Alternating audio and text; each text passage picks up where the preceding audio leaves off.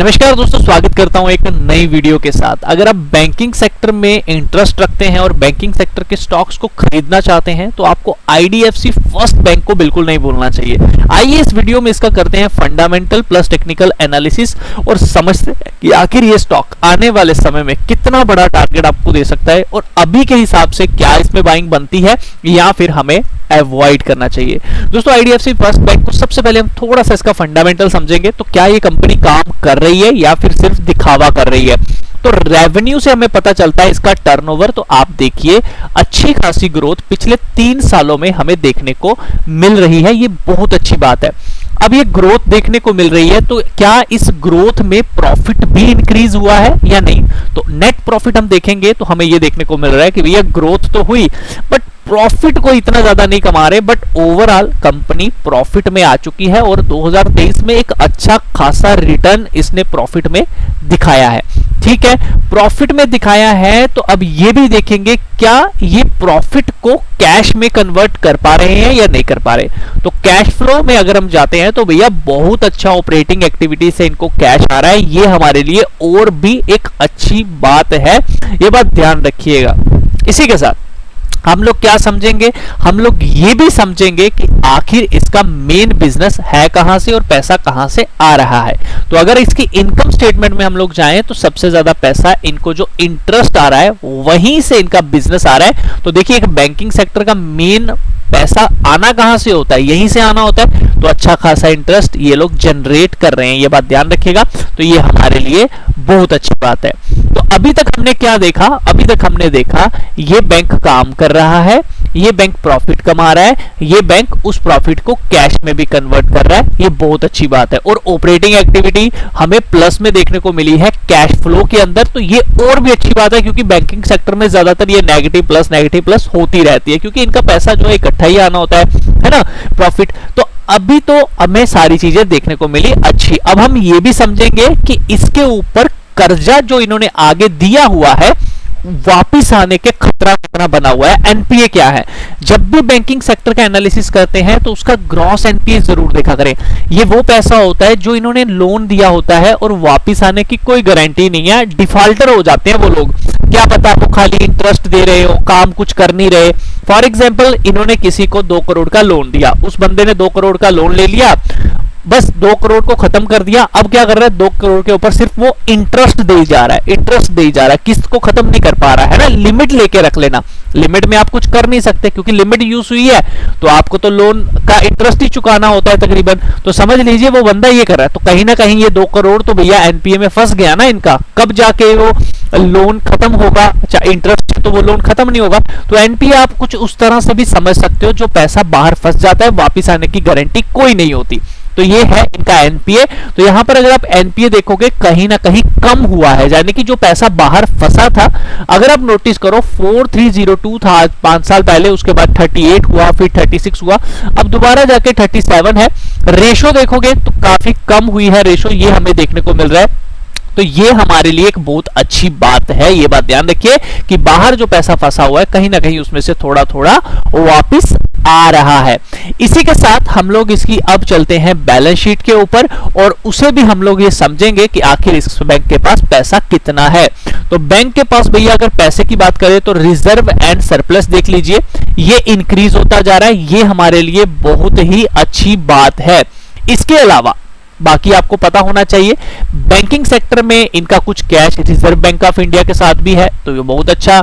इसके साथ इन्वेस्टमेंट देख लीजिए 60,000 करोड़ की, एडवांसेस देख लीजिए जो इन्होंने आगे देके रखे हुए हैं। हर जगह हमें ग्रोथ देखने को मिल रही है इस बैंक के अंदर। तो फिलहाल के लिए जितनी सारी चीजें अभी तक हमने देखी, हमें ये एक कैश रिच बैंक भैया कहीं ना कहीं देखने को जरूर मिल रहा है। बहुत अच्छा है, बहुत अच्छी चीजें इसके अंदर देखने को मिल रही है। तो हम कह सकते हैं कि आने वाले समय में ये अच्छा कर सकता है। आइए थोड़ा प्रमोटर होल्डिंग के ऊपर भी ध्यान मारते हैं शेयर होल्डिंग पैटर्न में। तो दोस्तों, इसके अंदर जो इसका ऑनर है उसने 37.45% की होल्डिंग रखी हुई है। ध्यान रखिए उन्होंने कुछ होल्डिंग बेची थी। अब ये होल्डिंग का नेगेटिव इंपैक्ट जरूर देखने को मिलेगा, बट अगर इसे किसी बड़े प्लेयर ने उठा लिया तो नेगेटिव इंपैक्ट नहीं देखने को मिलता। तो हम चलते हैं F5 में, तो हमें यह देखने को मिला कि F5 ने भी थोड़ा सा माल बेचा, लेकिन F5 ने सितंबर में माल खरीदा भी था। इसी के साथ डीआईएस की बात करें तो डीआईएस ने भी माल खरीदा है। इसका मतलब ये है कि जो प्रमोटर ने माल बेचा वो कहीं ना कहीं एफआईएस डीआईएस लेके बैठे हुए हैं, ये बात ध्यान रखिए।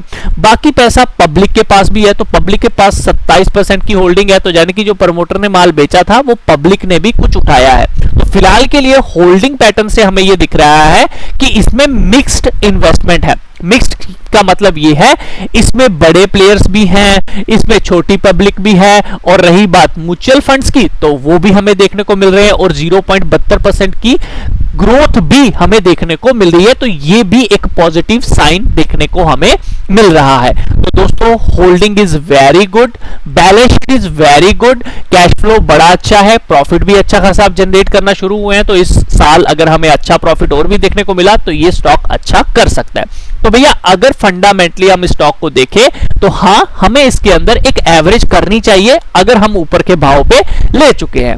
अभी के हिसाब से इस स्टॉक ने नीचे की तरफ लो लगाया है 100 से लेकर 78 का। देखिए बड़े निवेशक जब भी एंट्री करते हैं वो मंथली बेसिस पे या तो 20 SMA या फिर वीकली बेसिस पे 20 SMA के पास एंट्री करते हैं, ये बात हमेशा ध्यान रखिएगा। तो अभी ये मंथली बेसिस पे थोड़ा सा अपनी 20 पीरियड मूविंग एवरेज से दूर है, 73 के करीब इसकी मूविंग एवरेज निकल कर आ रही है। हो सकता है आने वाले समय में ये ऐसा ऐसा और भी ऊपर जाए और यहां से हमें एक ब्रेकआउट भी देखने को मिल जाए। तो इसके अंदर हमें क्या करना है, देखिए अभी के हिसाब से अगर देखोगे लॉन्ग टर्म में तो कहीं ना कहीं इसके अंदर एक अपट्रेंड बना हुआ है। ये रहा आपका हाई, ये रहा उसके बाद का हाई, ये रहा प्रीवियस हाई, ये रहा उसके आगे का हाई। तो हायर हाई का एक पैटर्न जो है वो आप लोगों को देखने को मिल रहा है। तो हमें इस तरह से कुछ जर्नी जो है इसकी देखने को मिलनी चाहिए। बहुत अच्छे तरीके से यहां से हमें 20 SMA से एक सपोर्ट देखने को मिलेगी। ये एक अच्छे लेवल पे अभी है, but as per technical level मैं आपको कुछ चीजें जरूर बताना चाहूंगा जो आपको मार्क करके रखनी है इसके अंदर। वीकली बेसिस पे अगर आप नोटिस करोगे कहीं ना कहीं स्टॉक 20 SMA के नीचे आ चुका है, तो डाउन ट्रेंड कहीं ना कहीं है। तो हमें ऊपर की तरफ 8290 का लेवल को मार्क करके रखना है। जब तक इसके ऊपर अच्छे से नहीं निकलता, अच्छे से क्लोजिंग नहीं देता, हम लोग बाइंग नहीं करेंगे। प्लस आप लोग देख सकते हो ये एक चैनल पैटर्न है, जब तक इसमें से भी बाहर नहीं निकलता हम लोग बाइंग नहीं करेंगे।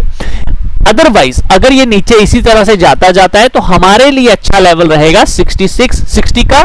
इस लेवल पे जब भी मिले हमें एक एवरेज जरूर करनी चाहिए, क्योंकि फंडामेंटली अच्छी कंपनी है। अभी के हिसाब से छोटे टाइम फ्रेम पे करेक्शन चल रही है, जब तक इस चैनल पैटर्न से बाहर नहीं निकलता तब तक इसमें बाइंग नहीं बनती है। बट ध्यान रखिए मंथली बेसिस पे ये 20 SMA के पास है, तो जो लोग एंट्री मिस कर चुके हैं शायद नीचे के लेवल पे या फिर ऊपर के लेवल पे, उन्हें लगता था ये महंगा हो चुका है, तो उनके हिसाब से इसमें अभी 10% की एक इन्वेस्टमेंट जरूर बनती है। बाकी 90% इन्वेस्टमेंट जब भी ये यहां पर ब्रेकआउट दे तब लीजिए, या फिर 66, 60, 52 इन लेवल्स के पास कभी भी ये आता है तो आपको जरूर लेना चाहिए। मेरा इसमें क्या कहना है, मेरा इसमें ये मानना है कि हाँ ये फंडामेंटली अच्छी कंपनी है, इसमें इन्वेस्ट करना चाहिए, लेकिन अभी सिर्फ और सिर्फ अपनी कैपिटल का 10% ही इन्वेस्ट करना चाहिए, उससे ज्यादा नहीं। देखिए ये 10% भी कुछ इस हिसाब से होता है कि अगर इस स्टॉक में आप 1 लाख लगाना चाहते हो तो अभी आप लोगों को सिर्फ 10,000 लगाने चाहिए। बाकी वेट करना चाहिए इस ट्रेंड लाइन के ब्रेकआउट का, जैसे ही ब्रेकआउट आए हमें बाइंग करनी चाहिए, या फिर अगर 66 के पास आए तो 20% वहां पे बाय कर लेना चाहिए। 60 पास आए 30% और बाय कीजिए, यहां आए तो 50% और बाय कीजिए। फंडामेंटली हमें अच्छी कंपनी दिख रही है, तो आने वाले समय में हमें पता है कि इसने अच्छा करना है और रिवर्सल हमें देखने को मिलेगा। तो ध्यान रखिए थोड़ा सा अलर्ट रहने की जरूरत जरूर है, क्योंकि अगर इसने मंथली बेसिस पे अपनी 20 SMA को फॉलो किया तो उस केस में हम लोग जो भी इसका देखिए प्रीवियस मंथ का जो हाई है उसके ऊपर जैसे ही 8290 क्रॉस किया हम लोग इसमें बाइंग के लिए रेडी रहेंगे, क्योंकि यहीं से हमें एक ऊपर की तरफ रैली मिलेगी और 20 SMA को हम SL भी लगा सकते हैं। तो अभी सतर्क रहिए, हो सकता है 20 SMA से ये रिवर्स करने की कोशिश करें। देखिए इस मंथ कैसी कैंडल क्लोज होती है, अगर मदर बेबी कैंडल क्लोज हो गई तो उसके हाई के ऊपर भी हम लोग बाइंग करने की कोशिश कर सकते हैं। तो थोड़ा सा अलर्ट रहने की इसके अंदर जरूरत है। हाँ, नीचे की तरफ भी एक स्पेस खुली हुई है 66 की, तो जो लोग एवरेज करना चाहते हैं यहां तक भी जा सकते हैं। बाकी जो फ्रेश एंट्री है ब्रेकआउट आने दीजिए, बहुत अच्छी तरह से आपको यहां पे एक अच्छा पैसा इसमें बनता हुआ दिख सकता है, ये बात ध्यान रखिए। बाकी देखिए, जब भी स्टॉक ने पिछली बार जो रिट्रेसमेंट दी थी वो तो 0.78 की रिट्रेसमेंट तक चला गया था, तो ध्यान रखिए इस बार भी हो सकता है ये इसी ट्रेंड को फॉलो करे। तो यहां से अगर हम एक रिट्रेसमेंट को देखें तो नियर अराउंड भैया आपका तो 42 का लेवल बनता है। लेकिन अगर आप यहां से ना देखें, इसके बजाय अगर आप यहां से देखते हैं तो उस हिसाब से आपका 66 के करीब इस स्टॉक को आना चाहिए। तो ध्यान रखिए, थोड़ा सा अब अलर्ट रहने की जरूरत जरूर है, क्योंकि कहीं ना कहीं आपको इसी के इर्द गिर्द बड़े प्लेयर की एक्टिविटी देखने को मिलेगी, तो थोड़ा सा सतर्क जरूर हो जाइए। बाकी वीडियो अच्छा लगा लाइक जरूर करें, शेयर जरूर करें। इसी तरह की और वीडियोस पाने के लिए चैनल को सब्सक्राइब करना बिल्कुल मत भूलिएगा। ट्रेड लेने से पहले एक बार अपने फाइनेंशियल एडवाइजर से जरूर पूछना है, क्योंकि रिस्क आप सबका